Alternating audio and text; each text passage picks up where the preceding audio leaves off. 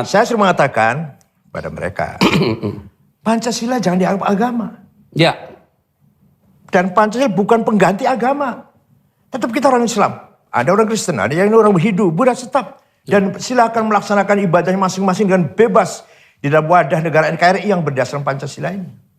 Daripada kalau kita menjadikan negara agama, akan terjadi kezaliman. Pasti. Penindasan. Negara Islam akan menindas pada agama yang non-Muslim. Atau negara Kristen misalkan. Ya. Akan menindas pada yang non-Kristen. Padahal Al-Quran sendiri tidak ada negara agama. Bahkan di Quran itu ada kata-kata yang jelas sekali. Ya. Saya bacakan ayatnya Pak ya. Ya. Wala tasubbul ladzina yad'una min dunillah. Kamu jangan sekali-kali mencaci maki non-muslim. Ya. Itu di Al-Quran jelas Pak. Jelas sekali. Kadzalika zayyana likulli ummatin amalahum.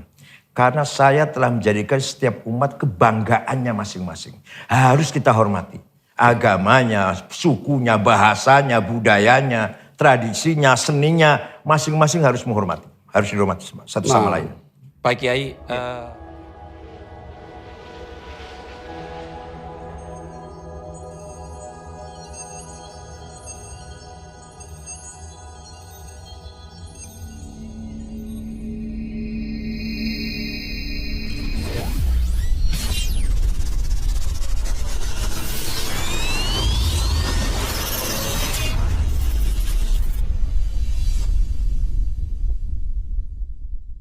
sama saya ada Profesor Pak Kiai, saya panggilnya lebih tepat Pak Kiai, Pak Said Akil Siraj.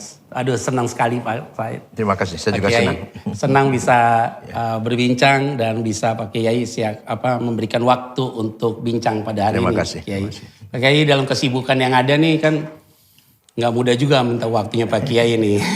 Pertama kali datang ketemu di rumah Pak Kiai, senang ada pembicaraan ringan tetapi juga ada hal-hal yang bisa kita pikirkan bersama. Pak Kiai, apa kabar Pak? Alhamdulillah, baik-baik. Aktivitas sekarang bagaimana Pak Kiai? Ya, tetap kita aktif bersama masyarakat lah. Oh iya. Bersama warga NU. Walaupun saya sudah tidak lagi ketua umum PBNU, tapi masalah-masalah problem ke-NU-an di masyarakat tetap ada. Itu banyak sekali yang ngundang saya atau datang ke saya. Nah itu jadi sebagai tokoh ya Pak Kiai ya. Nah Pak Kiai ini menarik untuk kita bicara karena ketepatan juga dengan lahirnya Pancasila nih Pak Kiai. Wah ini bagaimana filosofi NU sendiri tentang nasional itu sendiri sebagai tokoh NU? Terima kasih atas waktunya. Tidak lepas dari perjalanan sejarah. Jadi ketika tahun 1914-1915. Ya. Ketika itu khilafah Ottoman, ya. Seperti orang sedang sakit parah di segmen. Karena wilayah-wilayah Islam semuanya sedang terjajah oleh kolonial. Khilafah Utsman tidak mampu berbuat apa-apa. Tinggal yang tidak bisa dijajah cuma yang sekarang Turki aja itu. Semua Mesir, Libya, Jazair, Maroko, Sudan, Irak, Syria. Kecuali Turki. Indonesia kecuali Turki. Turki Kristen tuh pada saat itu. Iya Pak. Cabut. Nah,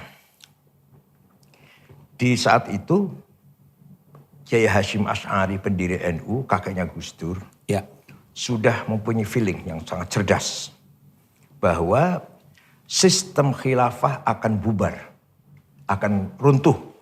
Walaupun sepanjang sejarah Islam ya khilafah. Sejak Nabi Muhammad meninggal, terus sistemnya khilafah. Oke. Tapi Kiai Hasyim Asy'ari sudah punya feeling sistem khilafah akan bubar. Maka Hasyim Asy'ari dengan kecerdasannya melemparkan gagasan yang sangat cerdas agar masyarakat Islam mempunyai jalan keluar setelah nanti khilafah itu bubar dengan jargon hubbul waton minal iman. Nasionalisme bagian dari iman, bagian dari agama lah. Jadi Anda beragama harus nasionalis. Anda nasionalis harus beriman beragama. Itu luar biasa loh Pak. Di dunia lain tidak ada ulama yang punya kecerdasan seperti itu. Ternyata betul tahun 1924 khilafah bubar. Sistem khilafah sejak zaman Ottoman. Setelah Nabi Muhammad Iya. sampai tahun 1924 bubar Ya. oleh tokoh Turki yang namanya Mustafa Kemal Atatürk. Oke. Nah, berdirilah sistem nation state sekarang ini. Waktu itu wilayah-wilayah Islam masih dalam penjajahan. Di sini Indonesia di bawah Belanda waktu itu tetap kiai-kiai berjuang dengan semangat agama dan nasionalisme. Agama dan nasionalisme. Maka Hasyim Asy'ari dan para kiai-kiai pejuang Islam dan pejuang nasionalis.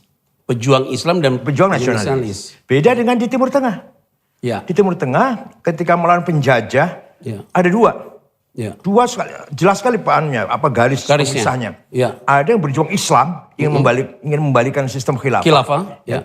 Yaitu namanya Ikhwanul Muslimun. Ya. Ulama-ulama. Oh, Islam Muslim. Iya, seperti Said Qutb, namanya Said Qutb, Muhammad Ya. Qutb, Al-Ashmawi, Zaki Muhandis, Hasan Hudaybi. Ya. Ada yang nasionalis. Maka lahirlah kelompok nasionalis yang sekuler. Nasionalis yang sekolah. Sekuler dan yang agama tidak nasionalis. Oke. Jadi udah ada langsung dibuat Iya, pembagian itu. ketika melawan penjajah itu sudah ada dua kelompok. Yang nasionalis misalkan Jamal Nasir, Saddam Hussein gitu kan. Iya, iya. Hafid Assad, Muammar Gaddafi, Ja'far Numeri, Habib Bourguiba. Itu nasionalis tapi bukan pejuang Islam. Ya mereka beragama Islam sih. Iya, tapi bukan dia nasionalis. Nasionalis. Lah yang berjuang Islam tidak nasionalis. Di Indonesia Hasyim Asy'ari dan para ulama-ulama pesantren NU semua Muslim dan nasionalis. Langsung declare gitu. Iya, dua-duanya. Enggak, dua-duanya. Dia dalam dirinya itu ada dua semangat. Ya. Semangat memperjuangkan Islam dan semangat memperjuangkan kemerdekaan dengan semangat nasionalis. Nah itu bagus sekali Ya, sebenarnya. contoh ini bukti, tanda bukti. Kiai-kiai NU yang membangun pesantren lembaga pendidikan punya nama. Pesantren punya nama. Tapi tidak terkenal namanya. Yang terkenal desanya. Tebuireng. Tebuireng. Ya. Desa itu desa. Nama pesantrennya namanya As-Salafiyah. Nggak terkenal. Nggak terkenal. Tambak beras, Kiai Wahab. Ya. Tambak beras yang terkenal. Tambak beras Namanya lah. Bahrul Ulum. Denanya kakeknya Pak Muhaimin tuh kakeknya. Ya. Kiai Bisri Samsuri, Ya. pendirinya. Namanya Manbaul Ma'arif. Nggak terkenal. Yang terkenal Denanyar. Ya. Terus Lirboyo, Ploso, Sidogiri, Lasem, Rembang, Kajen, Kempek, Babakan, Buntet, Cipasung. Nama desa yang terkenal. Nama pesannya nggak terkenal. Ya. Beda zaman sekarang nih. Sekarang nama pesannya namanya ditonjolkan Az-Zaitun. pesantrennya. Al-Fitrah. Ini nama pesantrennya. Itu tanda bahwa betapa semangat Nasionalis. nasionalisme Kiai sangat tinggi. Nah ini Pak Kiai menarik ya. Iya. Tadi lihat dari sejarah Iya, itu iya, kan. betul. Bahwa khilafah itu kan udah tuntas tuh. Tuntas, ya. 1924 Iya, habis iya, selesai dan segala macam. Dan pendiri NU sendiri memberikan sebuah declare yang kuat. Yang kuat. Bahwa antara Islam dan nasionalis mengikat. Dalam satu jiwa. iya, betul. Bahasanya keren banget Pak Kiai. Iya. Dalam satu jiwa mengikat antara Islam dan nasionalis. Makanya yang tadi Pak Kiai bilang, di setiap pesantren itu justru yang naik namanya adalah Desanya. daerahnya. Iya. Sehingga itu menyatakan nasionalis gitu loh. Nah Pak Kiai kalau lihat dengan pergerakan yang terjadi, kita kan tahu dasar kita kan Pancasila Pak Kiai. Iya. Nah kalau kita di Kristen nih Pak Kiai ini ya. Kayak di Injil kan Pak Kiai pasti tahu kan. Kayak di Matius dan segala macam kan. Juga kita tahu ada satu hukum yang ke atas vertikal. Iya. Yaitu ada hukum juga yang horizontal. Horizontal. Jadi hukum yang ke atas adalah kasihilah Tuhan Allahmu dengan segenap hatimu dan segenap jiwamu dan segala hidupmu. Iya. Dan yang sama dengan itu adalah kasihilah sama manusia. Iya, iya. Seperti dirimu sendiri. Itu kan dari pasal pertama Pak. Iya, iya, iya. Sampai pasal yang kelima. Iya, Justice, keadilan nasional.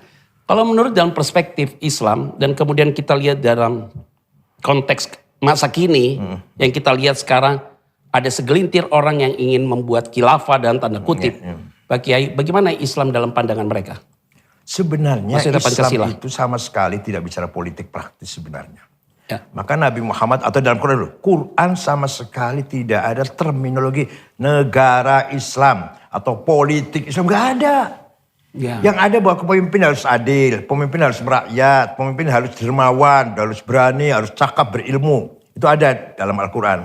Syaratnya orang jadi pemimpin. Ya. Tapi negara Islam, politik Islam, jangankan negara Islam Pak. Secara eksplisit terminologi umat Islam nggak ada di Quran Pak. Oh nggak ada. Nggak Pak. ada. Yang ada ummatan wasaton. Umat yang modern. Umat yang modern. Maka Nabi Muhammad pun ketika mendirikan negara, gak namakan negara Islam, gak mendeklar negara Islam. Negara Madinah. Oke. Dari kata madani, civilized. Civilized. Sistemnya yang berjalan citizenship. Yaitu penduduk Madinah sama. Semuanya di mata hukum, di mata keadilan, hak dan kewajiban sama. Padahal penduduknya Islam pendatang, Islam pribumi, Yahudi 3 suku. Ya. Diberlakukan sama ketika berada di Madinah. Maka negara namanya Madinah. Tamadun, Madani. Madani.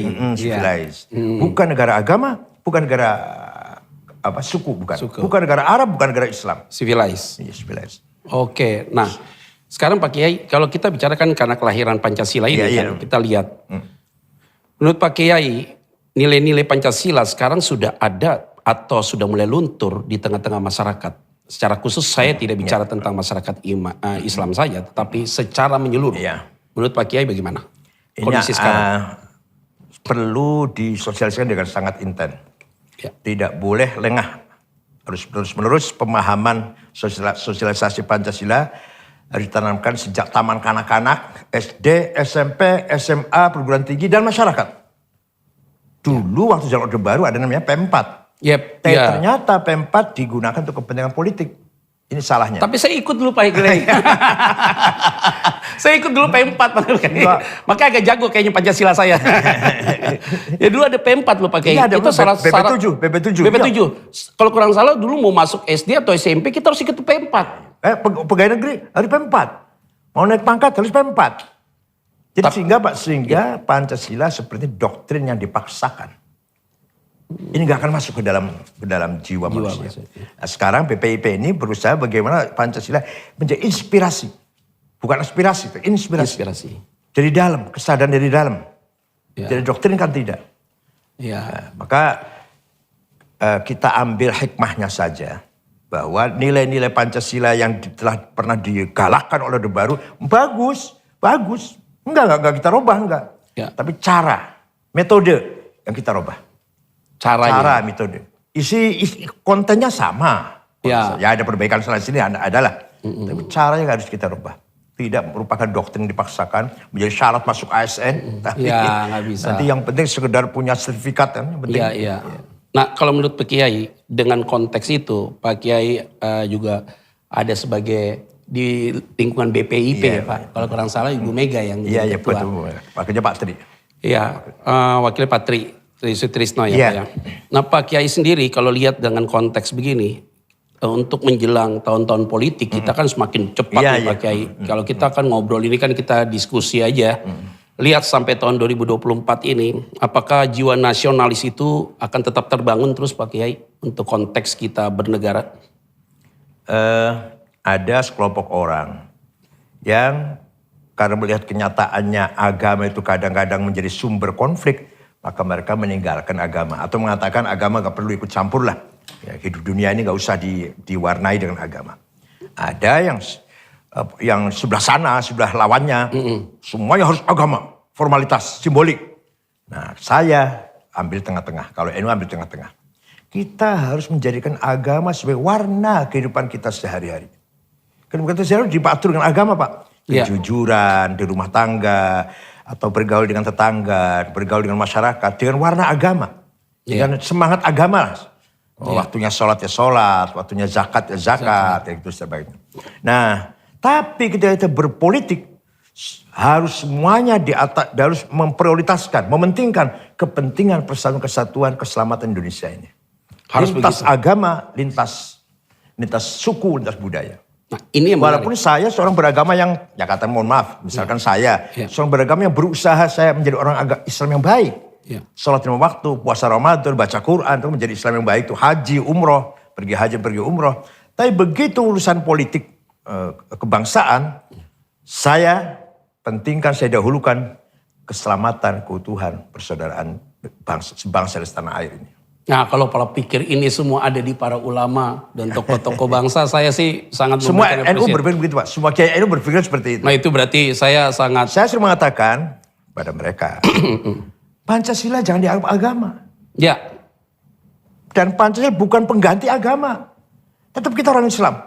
Ada orang Kristen, ada yang orang Hindu, Buddha tetap. Dan silakan melaksanakan ibadahnya masing-masing dengan bebas di dalam wadah negara NKRI yang berdasarkan Pancasila ini. Daripada kalau kita menjadikan negara agama, akan terjadi kezaliman. Pasti. Penindasan. Negara Islam akan menindas pada agama yang non-Muslim. Atau negara Kristen misalkan. Ya. Akan menindas pada yang non-Kristen. Padahal Al-Quran sendiri tidak ada negara agama. Bahkan di Quran itu ada kata-kata yang jelas sekali. Ya. Saya bacakan ayatnya Pak. Ya. Wala tasubbul ladzina yad'una min dunillah. Kamu jangan sekali-kali mencaci maki non-Muslim. Ya. Itu di Al-Quran jelas Pak. Jelas sekali. Kadzalika zayyana likulli ummatin amalahum. Karena saya telah menjadikan setiap umat kebanggaannya masing-masing. Harus kita hormati. Agamanya, sukunya, bahasanya, budayanya, tradisinya, seninya. Masing-masing harus menghormati. Harus dihormati satu sama lain. Pak Kiai, ini menarik Pak Kiai. Pak Kiai juga tahu kalau kita mengakui Yesus itu sebagai Tuhan. Itu clear sampai di situ. Artinya tadi yang saya bicara, Pak Kiai bicara bahwa keimanan kita sifatnya eksklusif. Tapi pergaulan kita dalam bernegara inklusif. Jadi Pak Kiai bilang, saya naik haji dan segala macam. Tapi ketika saya ada di ruang publik, saya harus berpikir bernegara. Dan begitu juga dalam komunikasi kita pada hari ini memberikan pencerahan bagi setiap orang yang mengikuti ini. Bahwa eksklusif untuk diri kita. Tapi inklusif dalam bernegara. Itu tidak terjadi gesekan. Nah Pak Kiai, apa yang Pak Kiai memaknai, mengerti tentang Isa itu sendiri, Nabi Isa itu sendiri? Orang Islam harus wajib menghormati Isa Al-Masih. Bahkan ketika ada fitnah dari orang Yahudi di Madinah bahwa Yesus itu anak haram, hubungan gelap antara Yosef si tukang kayu dengan Maryam, Nabi Muhammad pusing tuh, bingung bagaimana cara mengkanternya. Mohon pada Tuhan, pada Allah. Bagaimana cara mengkanternya? Turun satu surat sendiri, satu seri sendiri. Namanya surat Maryam. Surat Maryam. Dan itu ada di Al-Quran. Ada, saya bacakan. Wadhkur fil kitabi Maryam idzin tabadat min maka syarqiyyah. Sampaikan Muhammad pada masyarakat bahwa Maryam perempuan yang suci. Jauh dari perbuatan keji.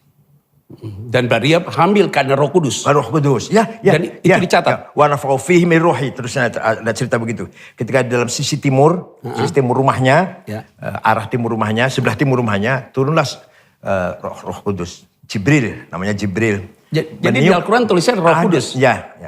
Oke. Wa yadnahu biruhil Kudus.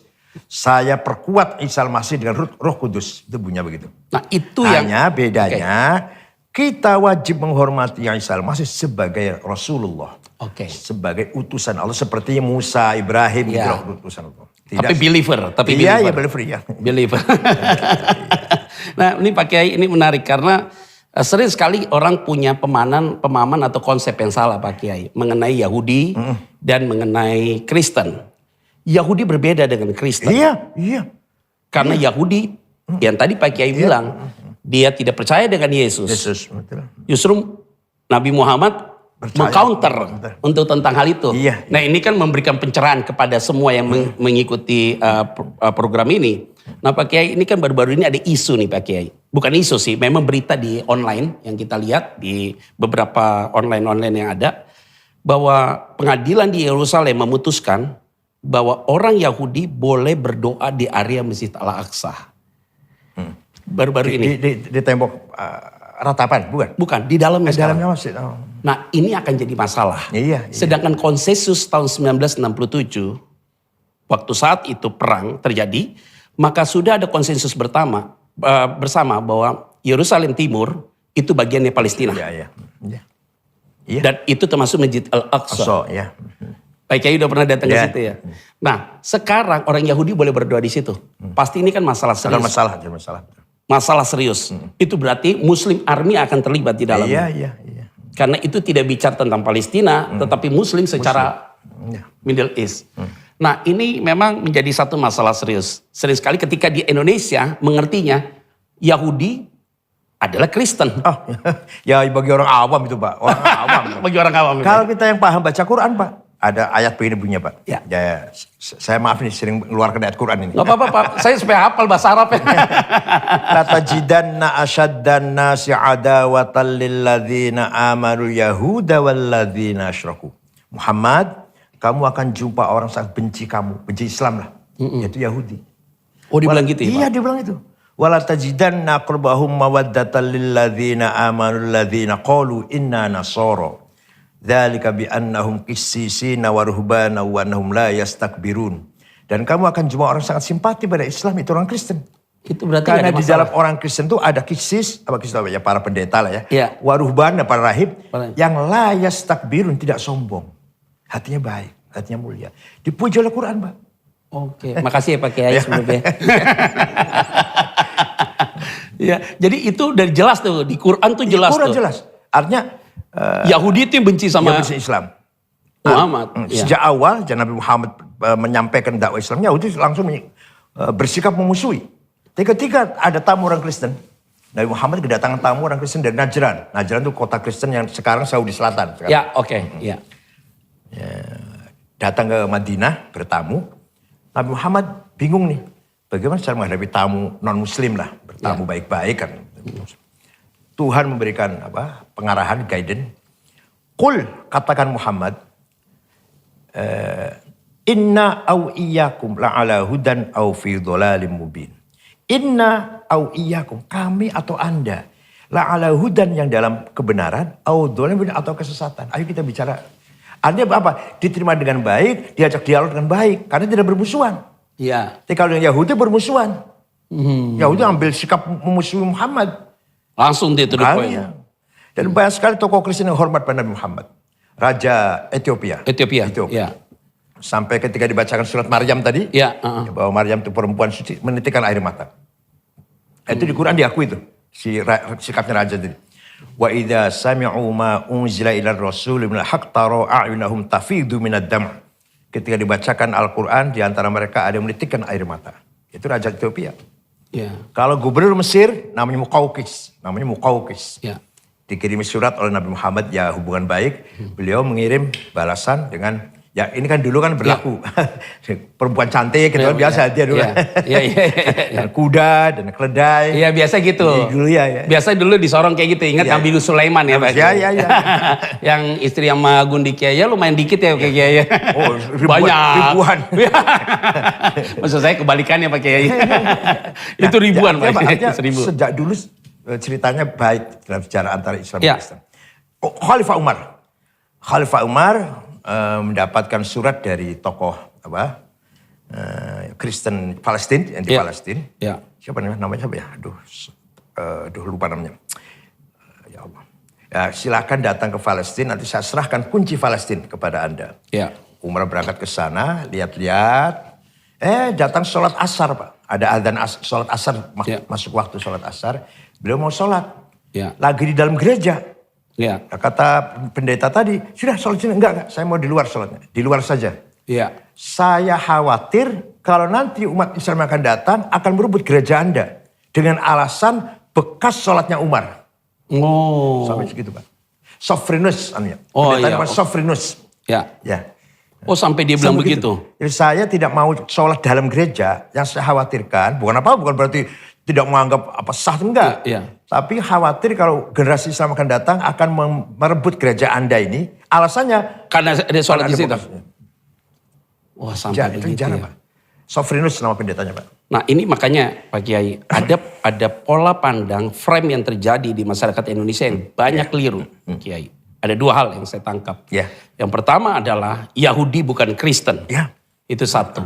Sehingga akhirnya kalau ada konflik antara Israel dengan Palestina, selalu yang menjadi kambing hitam adalah Kristen. Padahal Palestina itu adalah banyak orang Kristen. Di Bethlehem tuh. Ya baik, Bethlehem Kristen. Di Kristen tuh. Sedangkan di Yahudi kita minoritas 0,5% mungkin. Ada 0,2%. Sedangkan di Palestina kita juga punya angka yang bagus Kristen di situ. Sehingga ini bicara tentang teritorial. Kalau mau dilihat konsep Yahudi dengan Muslim sebenarnya hampir sama. Ya Muslim juga tidak makan babi, Yahudi makan babi, Kristen enak banget babi.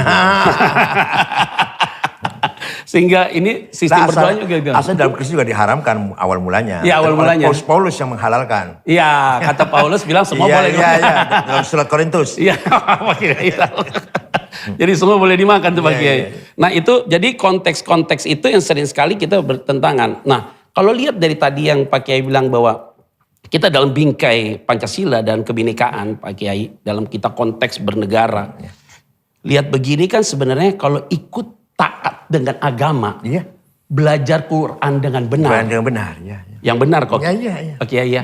Artinya menjadi ulama yang benar, menafsirkan sesuai konteks. Di Kristen juga begitu Kiai, Pak Kiai. Kalau banyak orang baca Alkitab tapi tidak belajar Alkitab, konteksnya jadi keliru. Karena dia tidak memahami konteks Alkitab. Begitu juga dengan di Quran. Kalau saya dengar lihat Pak Kiai begini, justru Muhammad menganggap bahwa orang Kristen itu adalah bersahabat dengan mereka. Nah kenapa tafsirannya jadi kayaknya orang Kristen sekarang berseteru, kafir dia. Begitu kan sangat menyedihkan ya Pak Kiai ya. Jadi mereka tidak paham bahwa istilah kafir itu untuk pagan. Maka surat-surat ayat-ayat Quran yang ada kata kafir itu turunnya ketika di Mekah. Ketika Nabi Muhammad berhadapan dengan paganis. Nah, begitu Nabi Muhammad pindah ke Madinah, bergaul dengan Yahudi, di situ ada Yahudi. Nah maka istilahnya ahlul kitab. Bukan kafir, bukan. Non-muslim yang mempunyai kitab samawi. Ahlul kitab. Jadi Yahudi, Kristen bukan kafir. Namanya dalam Quran disebut ahlul kitab. Non-muslim yang mempunyai kitab samawi. Oh samawi. Oh dari situ. Nah, keputusan Munas NU 5 tahun yang lalu ya. 5 tahun yang lalu di Banjarnegara Jawa Barat. Ciamis itu. Kita tidak boleh memanggil yang tidak Islam dengan kafir. Tapi kita panggil non-muslim. Begitu pula kalau dari Jeddah mau masuk ke Mekah Pak. Nanti kurang 35 km ada pelang ya bunyinya. Bagi non-muslim silahkan ke kanan. Artinya jangan masuk kota Mekah. Masuk kota Taif. Oh dibilangnya tapi gitu. baca non-muslim. Non-muslim. Kafir bukan kafir. Iya. Seharusnya lebih baik begitu. Iya. Karena pemanggilan kafir itu menghina Pak. Menghina, menyakiti. Wahai kafir sini. Itu menghina. Iya, tapi walaupun kita tidak tersakiti. Jadi kembali pada kualitas edukasi yang kurang. Ya saya rasa ini lebih kepada kualitas iman sih Pak Kiai. Nah saya senang Pak Kiai sebagai tokoh bangsa dan juga sebagai tokoh pemimpin satu organisasi gereja, organisasi Islam di Indonesia cukup besar, ada 91,4 juta itu memberikan pencerahan. Saya melihat sih di Indonesia tokoh seperti Pak Kiai jarang dan langka.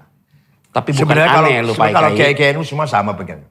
Tapi yang menonjol artinya dalam pengertian setiap konteks. Natal, Ansor, Banser pasti jaga gereja. Pasti itu. Iya. Itu. Dalam hal. Jadi artinya NU benar-benar nasionalis dengan filosofi pendiri NU.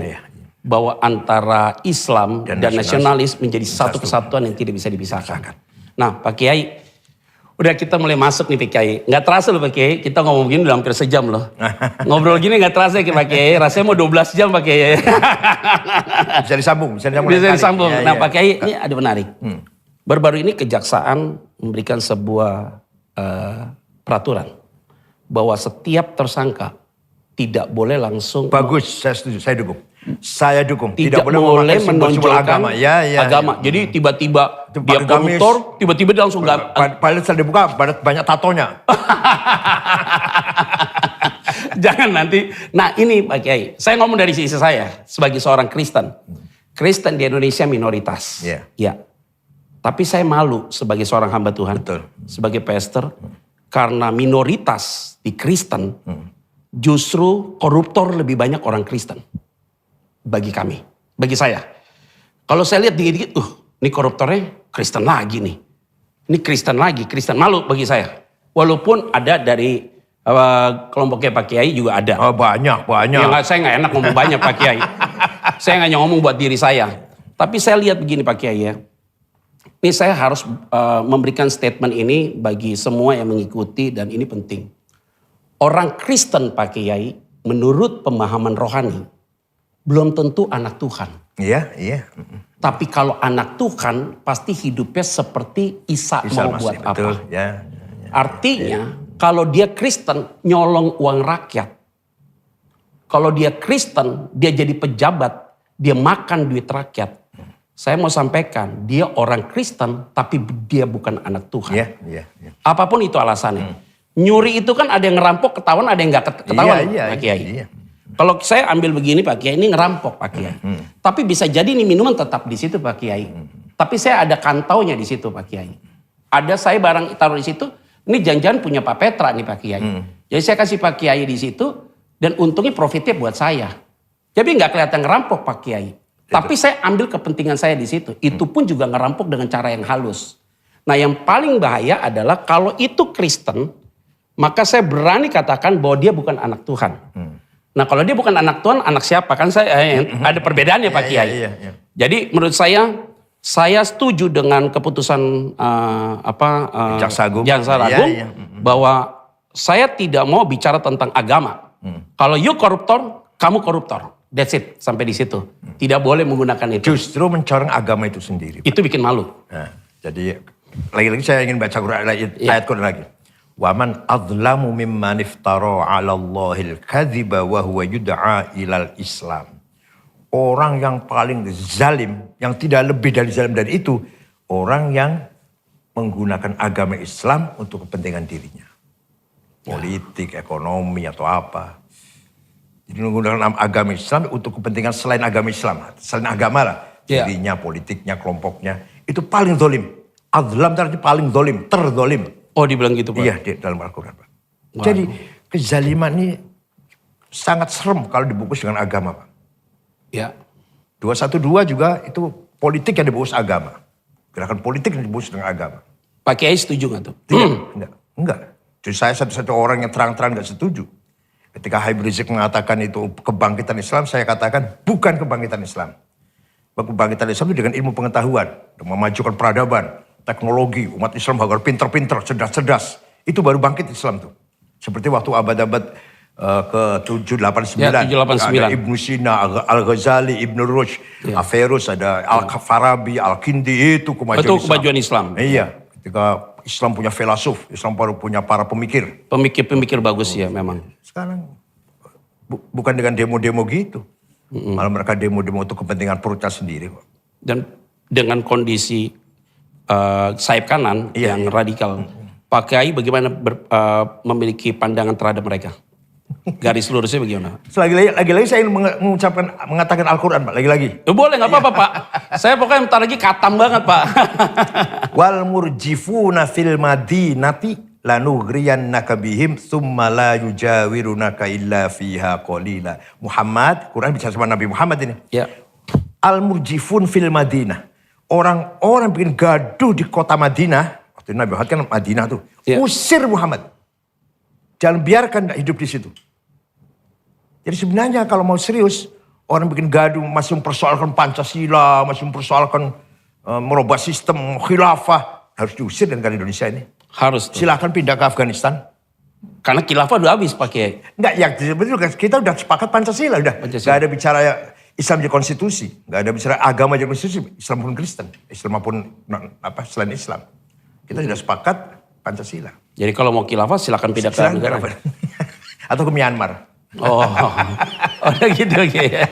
Jadi saya senang bicara dengan tokoh bangsa yang pola pikirnya. Kurang tegas sekali Pak. Ya. Muhammad orang yang bikin gaduh di Madinah, usir. Orang yang menimbulkan keonaran. Bahkan ketakutan. Jadi kata bahasa Arabnya rajfah itu ketakutan. Kegoncangan lah.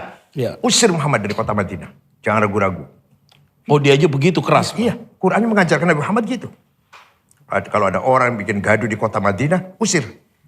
Nah itu bayangin Pak, kalau saya berpikir kalau semua orang-orang Muslim mengerti Al-Quran dan juga memahaminya dengan benar, harusnya ini negara tenang ya Pak ya.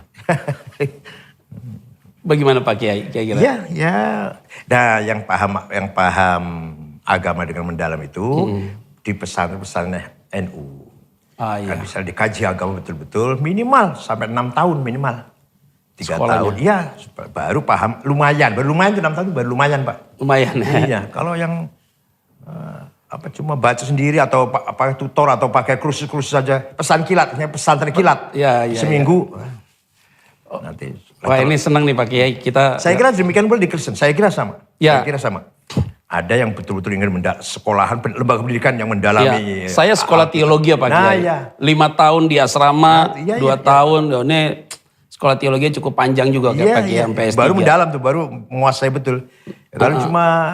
Tapi mungkin karena saya orang bego kali Pak Kiai, jadi kita mau belajar terus Pak Kiai gitu loh. Jadi makanya karena kita belajar, karena kita kan mau tahu lebih baik lagi gitu Pak Kiai. Nah biasanya kalau kita di Kristen, orang yang tahu dikit lebih banyak ngomong ya gitu Pak Kiai. Iya betul. Nah ini yang menjadi masalah sehingga konsep-konsep di dalam konteks Alkitab sering berbeda.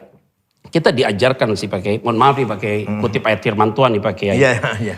Jadi kasihilah musuhmu seperti dirimu sendiri. Artinya kalau engkau tidak bisa menerima dirimu dengan benar, bagaimana engkau bisa mengasihi orang lain? Itu jelas, mengampuni orang lain juga begitu Pak Kiai. Nah sering sekali kita tidak diajar Pak Kiai untuk membalas kejahatan dengan kejahatan. Sehingga Pak Kiai tahu, sadar, dan kita tahu almarhum Pak Buya Safi yang baru saya dipanggil Tuhan. Kita tahu ya, waktu terjadi bom, teroris, dia datang pakai sepeda dan kemudian dia memberikan apresiasi dan segala macam. Maksudnya artinya dia respect lah, sangat merangkul orang-orang di situ. Dan kemudian waktu dia kemarin meninggal, dipanggil Tuhan. Dan kemudian dari multi agama juga datang, multi etnis juga datang. Karena sentuhannya beda gitu loh. Nah kita melihat bahwa di dalam kekristenan itu biar gereja dibakar apapun juga kita tetap mengampuni. Tidak ada kata kutuk. Karena itu bukan bagian kita. Karena kita diajar kalau kita mengutuk orang maka itu bukan porsinya kita. Tuhan. Itu porsinya Tuhan. Kita tidak boleh mengutuk. Bahkan yang paling ekstrim di atas klaster itu adalah ketika ada orang yang menyakitimu, kamu harus berdoa mengampuni dia dan memberkati dia. Balas untuk kebaikan. Diberkati lagi. Dia udah nyuri kita berdua supaya dia makin diberkati Pak Kiai. Jadi ini konteks yang memang kalau ikut agama makin kuat, makin dalam. Saya setuju tadi Pak Kiai bilang. Eksklusif kita, keyakinan kita di dalam. Tapi dalam pergaulan kita inklusif. Jadi dialog saya dengan Pak Kiai, tokoh bangsa. Dan sebagai tokoh yang menjadi panutan bagi saya. Dan juga bagi kami semua saudara-saudara kita dari Kristen. Pak Kiai, saya dengar dari beberapa teman hamba Tuhan, saya mau ngobrol sama Pak Kiai, mereka senang sekali Pak Kiai. Terima kasih. Karena mereka menganggap bahwa Pak Kiai adalah sebagai tokoh nasionalis yang ada di NU, yang selalu menyampaikan segala sesuatu dengan tegas, tidak keras Pak Kiai. Ya, tegas. Tegas, tetapi terarah, dan orang bisa lihat bahwa ini mendidik. Ada orang yang kasar, bukan tegas. Sehingga Pak Kiai ada di area itu. Ya kami sih Pak Kiai hanya bisa bantu doa doang Pak Kiai. Amin. Terima supaya kasih. Pak Kiai punya usia 120 tahun lah. Kayak Musa Pak Kiai. Musa 120 tahun. Iya. Jadi ini Pak Kiai sehat lah Pak Kiai. Kita butuh tokoh-tokoh seperti Pak Kiai. Saya sangat hormat. Kalau di Syria. Ya bagaimana Pak Kiai? Ada buku 3 jilid. Ya. Ini bahasa Arab ya judulnya itu filsafat agama. Ya. Ketika menulis tentang Islam, yang menulis Baba Shenoda. Ketika tentang Kristen, yang menulis Subhi Soleh. Jadi kita menulis Kristen orang Islam, ulama Islam, yang menulis bagian Islam orang Kristen. Orang Kristen. Layak ortodok Egypt. Pak Paus Shenoda, Baba Shenoda. Ya, jadi kalau saya punya bukunya itu. Kalau Mesir itu Kristennya ortodok ya. Dia lebih mengacu kepada Rusia sebenarnya. Nah, sebenarnya Rusia tuh Katolik ortodoks. Iya. Jadi sehingga memang ada peradaban yang ada di situ. Betul. Kalau mau lihat sejarah bangsa kayak Turki dan Mesir itu kan dulu mayoritas Kristen. Iya. Dan kemudian akhirnya mereka menjadi Muslim kan. Iya. Makanya Pak Kiai kalau pergi ke Turki kan ada 7 mata jemaat kan, ada Kapadokia, Efesus dan segala macam ada di daerah sana. Dan kemudian di Mesir juga kalau kita gereja-gereja Koptik yang dari sana. Dan Alexandria. Dan saya udah sampai Alexandria tuh Pak Kiai, dan itu salah satu tempat Rasul Paulus sekolah di Alexandria. Jadi sekolah teologianya namanya Tyrannus di Alexandria. Sehingga itu sebagai kota berpendidikan yang sudah memberikan sebuah pendidikan yang kuat sekali. Itu peradaban tinggi ya. Nah itu juga nggak ada ribut. Yang gagasan The Logos juga dari Alexandria. Oh iya. Namanya Athanasius. Ignatius. Ignatius. Ignatius. Ya, Ignatius. Logos dari situ. Logos dari situ. Dalam bahasa Yunani itu logos artinya firman. Firman, iya. Tapi egeneto to sarke dalam bahasa Yunani, mohon maaf nih Pak Kiai, Iya, saya harus guys. ngomong nih. Jadi logos egeneto to sarke, yaitu firman itu telah sungguh-sungguh menjadi manusia. Dalam konteks kita kekristenan, Yohanes 1 ayat 1 sampai 14, bahwa logos itu firman bersama dengan Allah. Dan logos itu adalah Allah. Dan logos itu diterjemahkan sebagai Isa. Nah, jadi makanya kita, kalau kita Islam, logos firman Allah turun menjadi Al-Quran, jadi bacaan. Quran itu maknanya bacaan. oh iya, Quran artinya bacaan. bacaan. Ya. Sama juga Pak Kiai. Ya, tidak menjadi sosok. Tidak, menjadi sosok. Quran, ya baca, ya Quran baca. Kalau kamu ingin benar, baca Quran dan amalkan Al-Quran. Itu dari logos. Logos. Logos jadi Al-Quran itu. Jadi wahyu jadi Al-Quran. Oke, kalau kita mengerti logos jadi someone, jadi seseorang. Oke. Wah, itu ada perbedaan tapi jadi menarik ya Pak Kiai. Itu panjang, kalau dibicarain panjang nih. Ini semua yang ikut langsung sarjana nih Pak Kiai. Kita ngomongnya daging banget nih Pak Kiai. Jadi Ignatius lah yang bikin konsep the logos, yang nanti akan menghadapi Arius. Iya. Di konsil Nikia. Konsili Nikia tahun 250. Ya benar, itu konsili itu untuk merumuskan sebenarnya. Iya. Makanya keluarlah pengakuan iman rasuli. Betul. Kalau di Kristen. Pak Kiai ini senang sekali ngomong begini Pak Kiai. Nah ada yang terakhir Pak Kiai, session terakhir nih Pak Kiai. Iya. Bagaimana Pak Kiai melihat Indonesia dengan hari ini Pak Jokowi dan Pak Ma'ruf Amin sebagai presiden wakil presiden. Nah, itu kan di luar dari dugaan. Jadi kita kadang-kadang berpikir menjadi presiden dan wakil presiden itu tidak bisa diciptakan. Iya. Ya, emang itu tergantung Allah ya Pak Kiai. Dari itu 273 juta mau cari orang satu. Betul-betul tangan Allah tuh Pak. Betul-betul pekerjaan Tuhan itu. Ya. Akan cari orang satu, ada dua dengan wakilnya. Ya. Dari 273 juta. Ya pasti tangan Allah lah. Yang memilih dari, yang menentukan dari sekian juta manusia. Mau kita paksa apapun nggak bisa. Ya. Mau pakai survei apapun nggak bisa. Ya. Kalau memang Tuhan mau pilih, orang itu dari manapun bisa dipilih. Bisa, ya. Dari 200 juta. Itulah tangan Tuhan ya Pak. Tuhan. Jadi Pak Jokowi, Pak Ma'ruf Amin itu adalah tangan Tuhan. Ya. Untuk hal itu. Kita dukung terus sampai tahun 2024. Sampai selesai. Nah ini menarik Pak Kiai.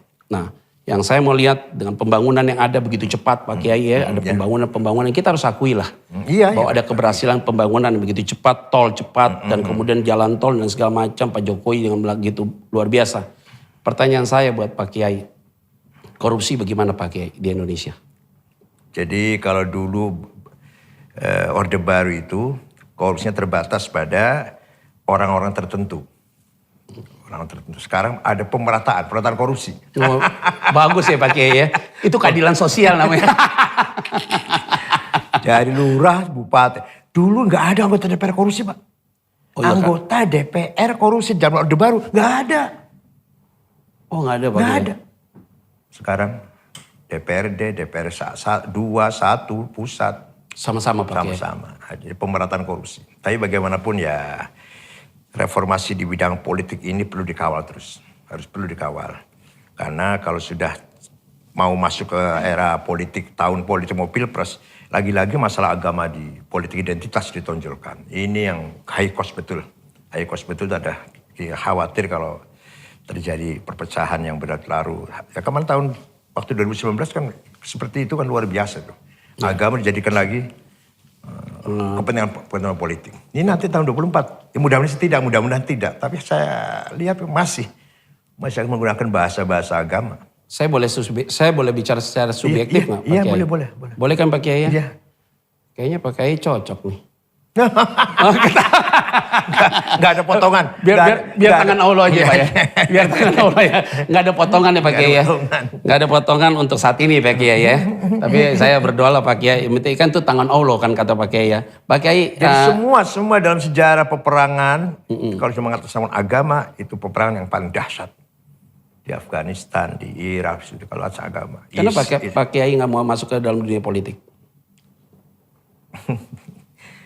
Politik sekarang kalau tanpa uang nggak bisa. Begitu pula kalau tanpa tanpa bohong nggak bisa juga. Jadi harus ada bohongnya, harus ada uangnya.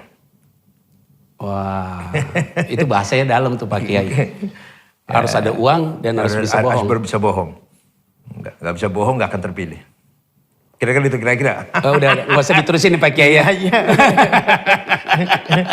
Ya senang lah Pak Kiai. Jadi kita berdoa lah Pak Kiai supaya Indonesia ini jalan ke depan dalam lahirnya Pancasila ini. Iya, mudah-mudahan. Supaya Pancasila itu bukan menjadi agama Pak Kiai. Bukan menjadi keharusan. Tapi menjadi sebuah inspirasi. Kesadaran di dalam diri seseorang. Bahwa mereka itu, saya setuju dengan pendiri NU. Bahwa antara agama dan juga nasionalis, kita ada di dalam tubuh yang sama. Sehingga pesantren yang dulu diletakkan kepada daerah itu muncul kembali. Bukan nama pesantrennya yang ditonjolkan. Iya. Begitu juga dengan Kristen PKI ya. Supaya nanti ke depannya juga Kristen juga menjadi satu agama yang kita bisa bersinergi. Karena filosofi di dalam Muslim adalah dakwah. Betul. Filosofi di dalam kekristenan adalah misi. Maka kita ketemu di area yang sama. Itu yang sering sekali terjadi konflik. Dan ini yang harus kita buang. Jadi kita eksklusif dalam iman kita. Dalam pergaulan bernegara kita menjadi inklusif. Nah saudara-saudara yang saya kasih ini luar biasa sekali. Diskusi saya dengan tokoh bangsa. Satu tokoh yang menjadi panutan buat saya secara pribadi dan juga umat Kristen. Pak Kiai Said Akil Siraj, terima kasih Pak Kiai. Sama-sama. Thank you banget Pak. Aduh udah kayak orang tua, senang kita walaupun kenal kayaknya rasanya saya udah kayak jadi anak bapak aja nih. Terima kasih Pak Kiai. Kita saling melengkapi. Yang penting Pak Kiai sehat. Amin. Keluarga diberkahi. Amin. Dan semua Pak Kiai bisa jalan membawa umat terus makin kuat. Dan tentunya NU akan menjadi barisan terdepan untuk mengawal jalannya bernegara ini. Betul. Tuhan berkati Pak Kiai. Jadi negara membutuhkan benteng moral. Benteng moral. NU yang kita harapkan bisa menjadi benteng moral. Terima kasih Pak Kiai. Makasih banyak Pak Kiai. Sama-sama. Aduh, terima kasih. Itu saja, kita akan ketemu di baper berikutnya. God bless.